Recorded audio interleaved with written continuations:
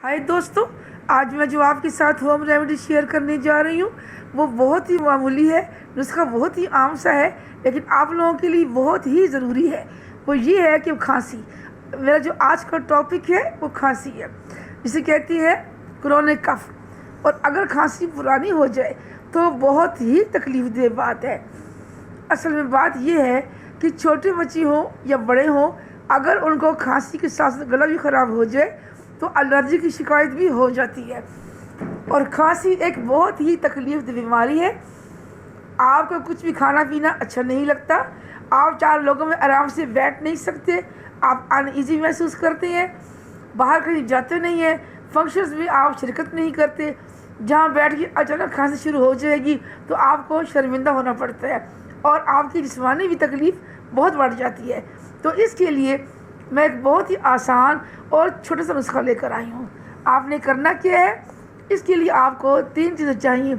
शक्कर, नंबर 2 सूखी या ड्राई की हुई अदरक जिसको हम सौंठ बोलते हैं, और नंबर 3 यानी कि आपने 3 चीज़ें लेनी है, शक्कर, हल्दी और सौंठ।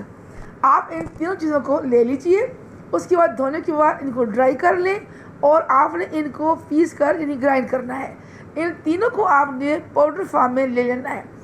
अब आप एक छोटा सा कप ले लीजिए, उसमें 2 कप सौंठ, 2 कप अदरक और 2 कप जो तीसरी आपकी चीज़ है हल्दी, उनको आपने पाउडर फॉर्म में डाल देना है।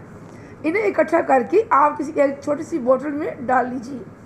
अब जब भी किसी को खांसी हो, चाहे बच्चे को हो या बड़े को हो या किसी को भी हो, तो आप एक छोटी सी प्लेट लेके उसमें आपने जो आमेज़ा बनाया हुआ है तीनों चीज़ों का, यानी कि हल्दी, शक्कर और सौंठ, उनका आपने उसमें डालना है। तकरीबन हाफ चम्मच छोटी सी हो, छोटी हाफ चम्मच आपने उस पाउडर का डालना है जो आमेज़ा होगा। और वो आप जिसको भी प्रॉब्लम खांसी की हो वो आहिस्ता आहिस्ता दिन में वक्फों से 3-4 बार चाट लें।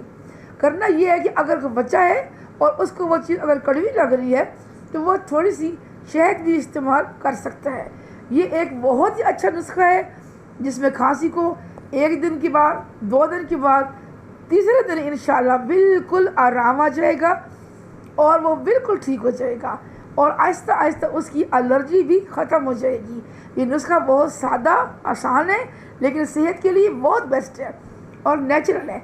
अगर आपको मेरा ये नुस्खा पसंद आया हो तो प्लीज़ मेरे चैनल को सब्सक्राइब करना ना भूलिए। Thank you.